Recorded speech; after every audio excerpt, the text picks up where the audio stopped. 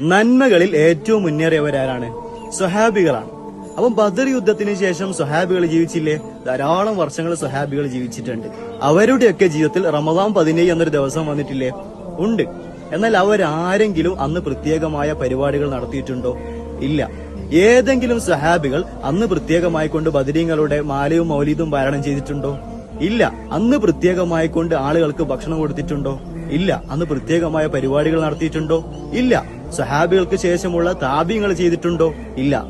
താബികൾ ചെയ്തിട്ടുണ്ടോ? അവരും ചെയ്തിട്ടില്ല. അപ്പൊ അവർക്കൊന്നും ദീനിൽ പരിചയമില്ലാത്ത ഒരു കാര്യം നമുക്കും ആവശ്യമില്ല. അത്രയുള്ളൂ കാര്യം. ഇതാണ് സലഫികളുടെ പ്രത്യേകത.